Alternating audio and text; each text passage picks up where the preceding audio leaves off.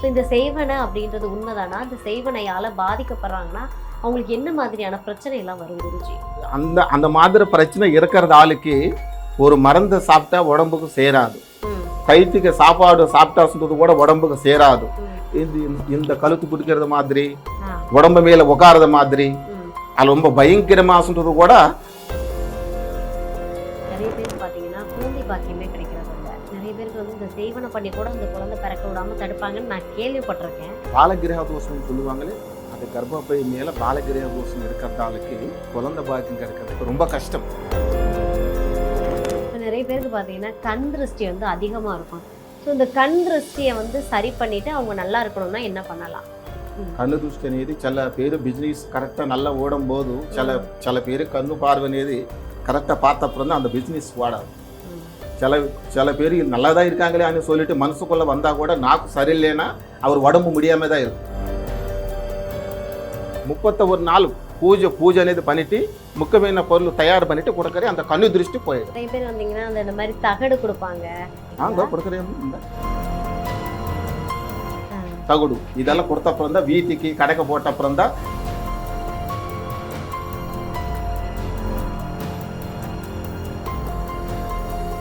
ஃபுல்லான் பக்தி நேயர்கள் அனைவருக்குமே வணக்கம். நான் ரவீனா. இன்றைய நேர்காணலில் நம்மோடு இணைந்திருக்கக்கூடிய சிறப்பு விருந்தினர் ஸ்ரீ கனகதுர்கா ஜோதிட நிலையத்திலிருந்து குருஜி பாபுஜி தான் நம்ம கூட இருக்காங்க.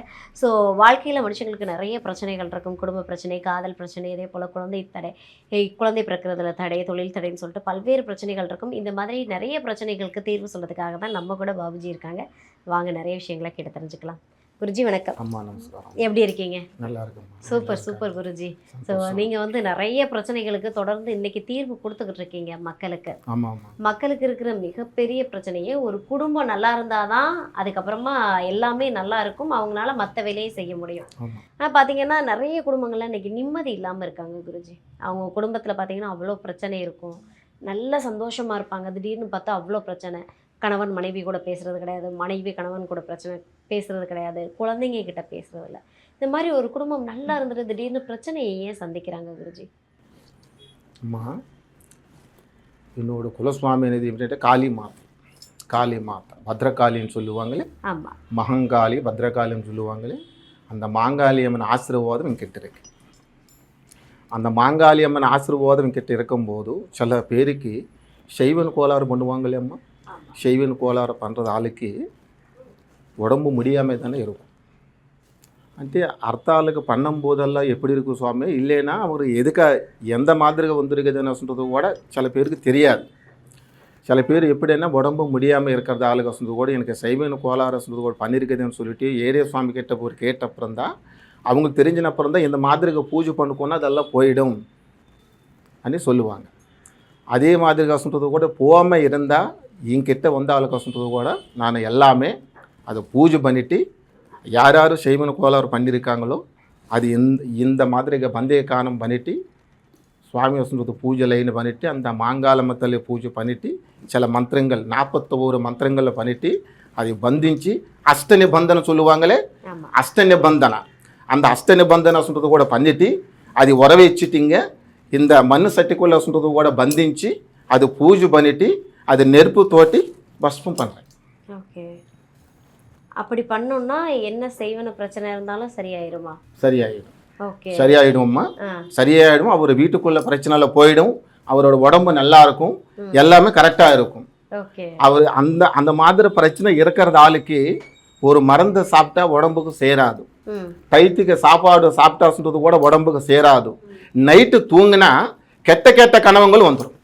கெட்ட கனவுகளும் வந்துட்டு அந்த கனவுகளை சொல்றது கூட காமிக்குது. அப்படியே இந்த கழுத்து பிடிக்கிறது மாதிரி, உடம்பு மேல உட்காரத மாதிரி, அது ரொம்ப பயங்கரமா சொல்றது கூட வந்துட்டு உட்கார சொல்றது கூட ரொம்ப அமுக்குவாங்க. அப்படியே அமுக்கிட்ட அப்புறம் தான் ஊப்பிடு வராது, ரொம்ப கஷ்டமா இருக்கும்.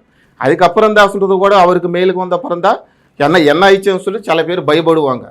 சில பேருக்கு அந்த மாதிரி சைவன் கோளாறு பண்றது ஆளுக்கு ஒரு கோயிலுக்கு போக முடியாது, வீட்டில் வச்சு வெளியே போக முடியாது, ஒரு நல்ல காரியக்கிரமே நடக்காது. லக்ஷ்மி அஷ்டலக்ஷ்மி అనేది கூட வீட்டில் தங்காது. அவங்களுக்கு வீட்டில் யார் யார் இருப்பாங்களோ ஆணோ பெண்ணுக்கு ஒரு குடும்பத்துக்கு குழந்தைகளுக்கு எல்லாத்துக்கும் பிரச்சனை வந்துடும். ஒரு ஆளுக்கு நல்லா இருந்துட்டா 700 ஆளுக்கு முடியாமல் தான் இருக்கும். எங்கே போனால் சரி இல்லாமல் தான் இருக்காங்க. அது இங்கே கெட்ட வந்த அப்புறம்தான் நான் பெரிய பெரிய வசூலாக சொல்கிறது கூட ஒரு பொருளை சொல்றது கூட தயார் பண்ணிட்டு ஒரு தாயிட்டா யந்திரமும் இந்த மாதிரிగా తగుడు అష్ట నిబంధన పడినప్పుడు ఆంజనేయ స్వామి తగుడు అది పూజ பண்ணிட்டு அந்த பூஜை லைன்ல சொல்றது கூட நிபந்தனை பண்ணப்புறம் தான் அதோட தோஷம் అనేది அது சைவன கோளாறைனா அது கண்ணு துஷ்டைனா ஏதைனா சொல்றது கூட கிளீன் ஆயிடும். Okay okay. இந்த செய்வனை பண்ணியிருக்காங்க அப்படின்றத முதல்ல வீட்டில் நாம எப்படி தெரிஞ்சுக்கிறது? அது சில பேருக்கு சொல்றது கூட தெரியுது. அது எப்படியான உடம்பு முடியாமல் இருக்கிற காரணம் தான் ஹாஸ்பிட்டலில் போயினா மாத்திரை சாப்பிட்டா கூட போக மாட்டேங்குது, உடம்பு நல்லா இருக்க மாட்டேங்குது, பயம் வருது, ஒரு தூக்கம் வர்றது இல்லை, ரொம்ப டென்ஷன் தானே இருக்கும். அதனால சொல்றது கூட கொஞ்ச வரைக்கும் இப்படி குடும்பத்தில் சொல்றது அவரோட குடும்பத்தில் ரொம்ப கஷ்டமாக இருக்கும். குருஜி, இன்னைக்கு வந்து நிறைய பிரச்சனை பிளாக் மேஜிக்லேயே பார்த்தீங்கன்னா நிறைய பேருக்கு வீட்டில் வந்து திடீர்னு என்னென்னமோ நடக்கும், நிம்மதியே இல்லாமல் இருக்கும், தூக்கம் இல்லாமல் இருக்கும். கேட்டால் வந்து ஒருவேளை செய்வன பிரச்சனையாக இருக்குமோன்னு ஒரு சந்தேகம் இருக்கும் எல்லாருக்கும். ஸோ இந்த செய்வனை அப்படின்றது உண்மைதானா? இந்த செய்வனையால் பாதிக்கப்படுறாங்கன்னா அவங்களுக்கு என்ன மாதிரியான பிரச்சனை எல்லாம் வரும் குருஜி? அதை எப்படி நீங்கள் சரி பண்ணி கொடுப்பீங்க? அமாவாசை பௌர்ணத்துக்கு சுடிகாலில் சொல்றது கூட போயிட்டு கருப்பு கோழி, ஒரு இனும்பு ஆணி, மஞ்சளா குங்குமத்தோட்டி, வெறுமுச்ச பழமத்தோட்டி பூஜை சொல்றது கூட பண்ணிட்டு யாராருக்கு பண்ணுவாங்களோ அந்த மாதிரி பண்ணத ஆளுக்காசுன்றது கூட சில பேருக்கு பண்ணுவாங்க. அதை பண்ணது ஆளுக்காசுன்றது கூட அதுக்கு நிவாரணம் பண்ணுறேன். நான் நிவாரணம் பண்ணுறேன். யார் பண்ணுவாங்களோ அவங்களும் என்கிட்ட வந்தால் அதுக்கு நிவாரணம் பண்ணிட்டு அவங்களுக்கு எந்த மாதிரி பிரச்சனை எல்லாமே அவர் உடம்பு நல்லா இருக்கிறத மாதிரி அந்த அம்மன் ஆசீர்வாதத்தில் எல்லாமே கரெக்டாக இருக்கிறத மாதிரி கூட பண்ணிட்டு சில பொருள் தயார் பண்ணி கொடுத்தப்புறம் தான் அவங்க குடும்பத்தை மேலே இருக்கிறது அந்த செய்வன கோளாறு போயிடும். அவர் யாருக்கு பண்ணியிருக்காங்களோ அந்த லைனில் இருந்து கூட இவங்களுக்கு வீட்டுக்கு எல்லாமே கரெக்டாக இருக்கும். இவர் எந்த கோயிலுக்கு போனால் குடும்பத்துக்கு அவரோட ஃபேமிலிக்கு எல்லாமே கரெக்டாக இருக்கும். ஓகே. இப்போ இந்த செய்வனை பண்ணுறாங்கல்ல, இப்போ நீங்கள் செய்வனை எடுத்ததுக்கு அப்புறமா செய்வனை பண்ணாங்கல்ல அவங்கள பாதிக்குமா? இல்ல பாதிப்பு வராது. நான் கெட்ட பூஜைல பண்றது ஆளு மாதிரி கிடையாது. யாரு கெட்ட பூஜைல பண்ணுவாங்களோ அதுக்கு நிவாரணம் பண்ணிட்டு சில பொருளை சொல்றது கூட பூஜை பொருள் கூட வச்சுட்டு அது பூஜை பண்ணிட்டு 41 நாள் பூஜை பண்ணி கொடுத்தப்புறம் தான் அவரோட குடும்பத்துக்கு அவரோட உடம்புக்கு கரெக்டா இருக்கும். ஓகே. 41 நாள் இந்த பூஜையை தொடர்ந்து நீங்க பண்ணுவீங்களா? ஆமா. ஓகே ஐயா. குருஜி, எல்லாருக்கும் பார்த்தீங்கன்னா லவ் பண்ணுவாங்க, ஆனால் வந்து அந்த காதல் வந்து சேர முடியாது, நிறைய தடை பிரச்சனை இந்த மாதிரி வரும். அதே மாதிரி தான் ஒருத்தவங்க வந்து கல்யாணம் பண்ணிக்கணும்னு நினைப்பாங்க, ஆனால் அந்த திருமணத்துலேயும் அவ்வளோ தடை இருக்கும். பார்த்தா ஒன்று வீட்டில் ஒத்துக்க மாட்டாங்க, இல்லைன்னா மாப்பிள்ளை வீட்டில் ஒத்துக்க மாட்டாங்க.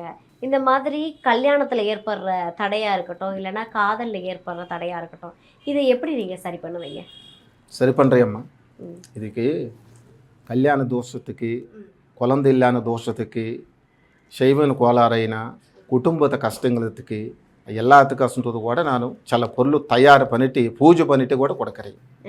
எங்கே போக வேண்டாம், இங்கிட்ட வாங்க, வந்தப்புறம் தான் இந்த மாதிரி தகுடு, இந்த மாதிரி தாய்த்தா சொல்றது கூட பூஜையில் சொல்றது கூட வச்சுட்டு இந்த மாதிரி வேற சொல்றது கூட பூஜையில் பண்ணிட்டு வீட்டுக்கு வாசலில் கட்டின உடனே கண்ணு திருஷ்டி கிரக திருஷ்டி అనేది கூட போயிடும். அதுக்கப்புறமும் ஆணும் பெண்ணும் కన్వన్ మనవి ప్రచனை ఈ రెండు ప్రచనలో சில பேருக்கு காதல பிரச்சனை இருக்குது கதம்மா. அந்த காதல பிரச்சனையால கூட கரெக்டாக வர 4 மாதம் 5 மாதம் கூட பேசிட்டு அதுக்கப்புறம் ஒரு ஆள் கூட போனிட்டு வச்சு எல்லாமே தூரமாக இருப்பாங்க. அவரை காதலை ஒன்றாகிறதுக்கு தான் நான் பூஜை பண்ணிட்டு அவர் 2 பேரும் சேர்ந்துட்டு பூஜை பண்ணிட்டு கருப்பு துணியில் கட்டி 11 நாள் பூஜை பண்ண உடனே அவர் 2 பேர் கரெக்டாக சேர்ந்துட்டு எல்லாமே கரெக்டாக இருக்கும். ஓகே. இந்த நிறைய பேர் என்ன பண்ணுவாங்கன்னா வசியம் பண்ணி திருமணம் பண்ணி வைப்பாங்கல்ல. இப்போ பொண்ணுக்கும் பையனுக்கும் பிடிக்காது, ஆனால் பரவாயில்ல இவங்க 2 பேரையும் கல்யாணம் பண்ணி வச்சிடலான்னு பெற்றவங்க வீட்டில் என்ன பண்ணுவாங்கன்னா வசியம் பண்ணுவாங்க இல்லையா? வசியம் பண்ணி 2 பேரையும் கல்யாணம் பண்ணி வச்சிருவாங்கல்ல. அப்படி வசியம் பண்ணி கல்யாணம் பண்ணி வச்சா அவங்க 2 பேரும் நல்லா வாழ்வாங்களா? இல்லைம்மா, அப்படியெல்லாம் கரெக்டாக இருக்காது. அது தப்பு. அது அவர் எப்படின்னா அப்பா அம்மா இஷ்டமத்தோட கல்யாணம் பண்ணால் அது சந்தோஷமாக இருக்கும். కానీ அப்பா அம்மா அவரோட இஷ்ட பிரகாரமாக கல்யாணம் பண்ணதுக்கு பொண்ணுக்கு எனக்கு கல்யாணம் நடக்க மாட்டேது, எங்கே போனால் கூட கரெக்டாக இல்லை, அந்த கல்யாணம் கொஞ்சம் நடக்கிறதுக்கு கூட அந்த சுவாமி கிட்ட வந்திருக்குது, எனக்கு நல்ல கல்யாணம் நடக்கிற மாதிரிக்கா பாப்பாக்க பொருள் கொடுங்க சுவாமின்னு சொன்னால் நான் பொருள் கொடுத்துட்டு கல்யாணம் நடக்கிறத மாதிரிக்கா பொருள் கொடுத்துட்டு அது ஏற்பாடு பண்ணுறேன், கல்யாணம் நடக்கும். ஓகே ஐயா. இப்போ குழந்தை நிறைய பேருக்கு பார்த்தீங்கன்னா குழந்தை பாக்கியமே கிடைக்கிறது இல்ல. நிறைய பேருக்கு வந்து இந்த செய்வன பண்ணி கூட அந்த குழந்தை பிறக்க விடாம தடுப்பாங்கன்னு நான் கேள்விப்பட்டிருக்கேன். ஸோ இப்போ இந்த குழந்தை பிறப்புல இருக்கக்கூடிய தடைய நீங்க சரி பண்ணி கொடுப்பீங்களா? சரி பண்ணுறேம்மா, சரி பண்ணுறேன். ஏன்னா குழந்தை இல்லைய நாளுக்கு பாலகிரக தோஷம்னு சொல்லுவாங்களே, அது கர்ப்பப்பை மேலே பாலகிரக தோஷம் இருக்கிறதாளுக்கு குழந்தை பாக்கியம் கிடைக்கிறதுக்கு ரொம்ப கஷ்டம். அந்த குழந்தை தோஷம் கூட கிடைக்கிறதுக்கு சில பொருள் எங்கிட்ட இருக்குது. அந்த தோஷத்துக்கு நிவாரணம் பண்ணிவிட்டு சில பொருள் தயார் பண்ணி கொடுத்தப்புறம் தான் அந்த மாங்காளி அம்மன் ஆசீர்வாதம் குழந்தை பாக்கியம் கிடைக்கும். ஓகே. எவ்வளோ நாளைக்கு நம்ம இதுக்கு பூஜை பண்ணணும்? குழந்தை பாக்கியம் வேணும் 21 நாள். ஓகே. 21 நாள் பூஜை முடிச்சிட்டு அப்புறமும் அதுக்கப்புறம் தான் அவர் குழந்தை பாக்கியம் கிடைக்கும். ஓகே. நீங்களே பூஜை பண்ணி கொடுத்துருவீங்களா இல்லை வர்றாங்களா? நான் தான் எங்கே போக வேண்டாம், எங்கிட்ட வாங்க அம்மவார் காளியம்மாத்த ஆசீர்வாதம் சொல்றது கூட சில பொருள் தயார் பண்ணிட்டு பூஜையில் வச்சுட்டு 21 நாள் பூஜையில் வச்சுட்டு மந்திரம் பண்ணிட்டு அதோட தோஷம் போகிறத மாதிரி பண்ணிட்டு சந்தோஷமாக கொடுக்கறது, சந்தோஷமாக குழந்தை பாக்கியம் கிடைக்கும். ஓகே. வீட்டில் உள்ளவங்க ஏதாவது பூஜையெல்லாம் பண்ணணுமா? இல்லை பண்ணுறது தேவையில்லையம்மா. ಈಗ நானே மொத்தம் எல்லாமே பண்ணிட்டு தானே கொடுக்கறேன். அதுக்கப்புறம் வீட்டில் பூஜை பண்ணுறது கூட தேவையில்லை. அம்மன் ஆசீர்வாதம் குழந்தை பாக்கியம் கிடைக்கும். இது யதார்த்தமா சொல்றேன். அந்த தாய் ஆசீர்வாதம் இருக்கு, எல்லாமே கரெக்டா இருக்கும். ஓகே. இப்போ நிறைய பேருக்கு பார்த்தீங்கன்னா கண் திருஷ்டி வந்து அதிகமாக இருக்கும். கண் திருஷ்டி இருந்தாலே அவங்களால வேற எந்த வேலையும் பார்க்க முடியாது. இப்போ நல்லா போயிட்டு இருப்பாங்க, திடீர்னு பார்த்தா அந்த கண் திருஷ்டி நல்லா இருக்காங்களே அப்படின்னு சொன்னோடனே அந்த கண் திருஷ்டி அவங்கள பாதிச்சிரும். ஸோ இந்த கண் திருஷ்டியை வந்து சரி பண்ணிட்டு அவங்க நல்லா இருக்கணும்னா என்ன பண்ணலாம்? కన్ను దృష్టి అనేది నీ సొన్నది కరెక్ట్ అమ్మా. కన్ను దృష్టి అనేది చాలా పేరు బిజినెస్ కరెక్டாக நல்லா ஓடும்போது சில பேர் கண்ணு பார்வை అనేది கரெக்டாக பார்த்தப்புறம் அந்த பிஸ்னஸ் ஓடாது. சில பேர் நல்லா தான் இருக்காங்களே அப்படின்னு சொல்லிட்டு மனசுக்குள்ளே வந்தால் கூட நாக்கு சரியில்லைன்னா அவர் உடம்பு முடியாமல் தான் இருக்கும். இன்னொன்று எப்படின்னா அவர் குடும்பத்துக்கு ரொம்ப அடிக்கடிக்கு சொல்றது கூட பணம் பிரச்சனை வந்துடும். அந்த கண்ணு திருஷ்டிக்கு இங்கிட்ட வாங்க, நான் சில மந்திரங்களை சொல்றது கூட பூஜை பண்ணிட்டு அதோட கண்ணு திருஷ்டி பந்தேகானம் பண்ணிட்டு அதை ஒரு 31 நாள் பூஜை అనేది பண்ணிட்டு முக்கியமான பொருள் தயார் பண்ணிட்டு கொடுக்கறே அந்த கண்ணு திருஷ்டி போயிடும். ஓகே. இப்போ கண் திருஷ்டினா நிறைய பேர் வந்தீங்கன்னா அந்த மாதிரி தகடு கொடுப்பாங்க, அதை வந்து வீட்டுக்கு முன்னாடி மாட்டினா வந்து சரியாயிரும்னு சொல்லுவாங்க. அந்த மாதிரி நீங்க தகடா கொடுப்பீங்க? கொடுக்குறேம்மா. அந்த கண்ணு திருஷ்டி நிவாரண யந்திரம் தகுடு இதெல்லாம் கொடுத்த அப்புறம் தான் வீட்டுக்கு கடைக்கு போட்ட அப்புறம் தான் அது எவ்வளோ கண்ணு திருஷ்டினா போயிடும். ஓம் சக்தி. கண் திருஷ்டி நமக்கு பட்டிருக்குன்றது நம்ம எப்படி தெரிஞ்சுக்கலாம்? எப்படி தெரியுமா அம்மா, சில பேருக்கு అనేది தூக்கம் అనేది வராதம்மா, ரொம்ப கஷ்டமா இருக்கும். பணம் நிற்காது వీటిలో, పణం అష్టలక్ష్మీదేవి వీటిలో తంగాదు. కన్ను దృష్టి అనేది అలా చాలా భయంకరమైనది. அந்த கண்ணு திருஷ்டிக்கு சில யந்திரம் பூஜை பண்ணிட்டு கொடுத்தப்புறம் தான் அவர் வீட்டுக்குள்ள பிரச்சனையில் போயிடும். மனுஷுக்கு கண்ணு திருஷ்டி வந்தால் கூட சாப்பாடு சொல்கிறது கூட அது ஜீரணம் ஆகாது. ஜீரணம் ஆகாமல் ரொம்ப கஷ்டமாக இருக்கும், உடம்பு கோளாறு வந்துடும். அதோட கண்ணு திருஷ்டி అనేది చాలా பவர்ஃபுல் கண்ணு திருஷ்டி.